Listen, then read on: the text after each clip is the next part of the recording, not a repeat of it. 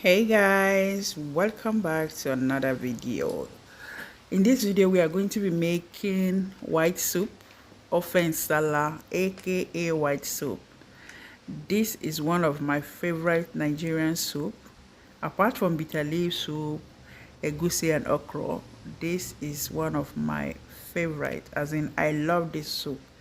So stick around and let's make this soup together. You are going to love the outcome.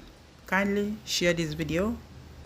So I'm starting by washing my goat meat. I'm using goat meat for this recipe, and as you can see, I'm trying to wash it with hot water.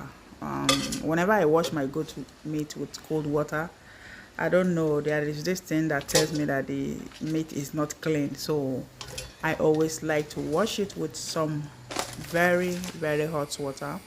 So I'm done washing it and I'm trying to transfer it to my pot that I'm going to be using in preparing this soup. Okay, so I'm just going to add a little bit of salt and nothing else, and I will cover it to boil for at least 10 to 12 minutes.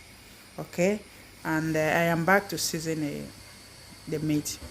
I added some scotch bonnet pepper, very hot. If you are not a Nigerian, you will not understand the addition of that pepper. Okay, I added 2 seasoning cubes. I added the yam already cut in pieces. So here I normally use blender to blend my yam since I don't own a mortar. Okay, and I just believe that the blended yam is also very good. As a matter of fact, it helps, it melts easier than when you pound it with mortar. Okay, it melts faster, I mean to say. So after removing the yam, I added some little amount of stockfish. I added extra water because I needed extra water, and of course I'm going to be adding my native seasoning, which is ogili mini, ogilibo, whatever you call it. I have some native seasoning as well, also known as Nsala spices or banga spices. I'm going to be adding that enough. Okay, and then I add some crayfish, obviously 1 spoon of crayfish. That is all I needed. Remember that Nsala soup does not need too much seasoning. All right, so I'll give that a mix to combine.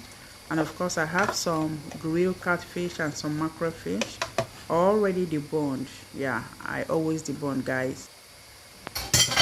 And so now is the time to add the blended yam to the soup. And guys, once this yam melts, the soup is practically ready.